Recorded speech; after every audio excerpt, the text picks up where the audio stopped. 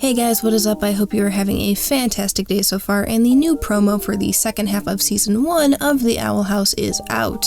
It's actually been out for a while, but I was already working on my Owl House codes and first impressions videos at the time, so I'm only getting around to it now. But you know, feel free to watch those videos if you want. Now, the YouTuber The Next Big Thing has done an analysis video as well, so go check them out because they did a great job. But I wanted to provide my own analysis and point out certain things that I noticed. So with that out of the way, let's get into it. So first up, we have Luce nearly getting blasted by a pink fireball before Ida comes in and saves her. One of the big things that stands out here is that there is snow and that Luce and Ida are both dressed in winter attire. Now this location is what I believe to be the Witch Arena. Now, the Witch Arena has yet to appear in the show so far, but we do know a little about it from a press release prior to the show airing. The Witch Arena is a gathering place located on the most mysterious part of the Boiling Isles, the Knee. Set within the ruins of a castle, groups will meet here for rituals and social functions. And we can see from this picture the area is covered in snow, and that matches with this moment here in the promo. Plus, we can also see ruins in the background, most likely the ruins mentioned in the description. As to why Luce, Ida, and as we see later in the promo, Amity are here, I would guess that they may be doing some training either as part of the curriculum for school or just on their own time. We also see that Ida at the very least will encounter some type of snow monster here. Also notice the change in time as it is now night. Aside from Luce and Ida, we also have King in what appears to be a giant tank that one might keep a hamster in. There's also a giant unicorn in here as well. Now, King is wearing a fanny pack here and again here with Tibbles. Tibbles already vowed to get revenge on Ida and King, so it seems like he is following through on that threat, as it appears he has placed King in a giant tank.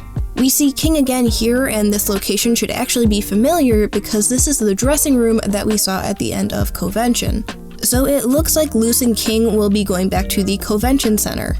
Also, it looks like King is wearing a blazer with a tie, so it seems like he was dressed for a special occasion, maybe a speaker for a con going on.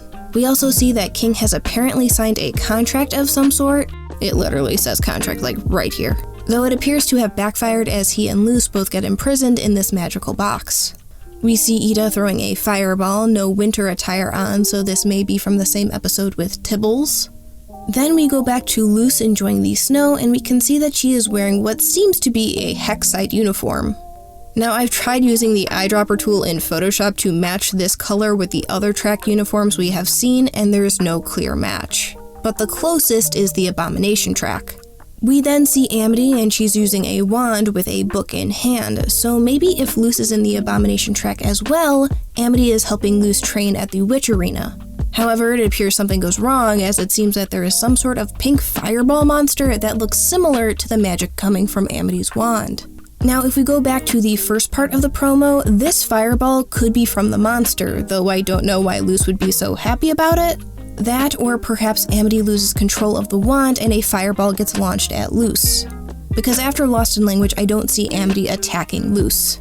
One other thing to note is that when we see this monster grab Amity, she is no longer in her winter attire and the background isn't the same as before. No more red trees covered in snow, but rather dull gray ones. I'm curious to see what order these events will go in when the episode airs. We also see King again on what appears to be a typewriter. If he is going to the convention center, then maybe he is preparing a speech or notes if he's going to be a speaker. And lastly, we see Luce and Amity again, both in Hexside uniforms. Although Luce's seems to be changing colors, because we see a hand, which is most likely Luce, wearing the Plant Magic track uniform. Now this picture here seems to be of a beach as we can see the seashells and kelp on this small makeshift tent.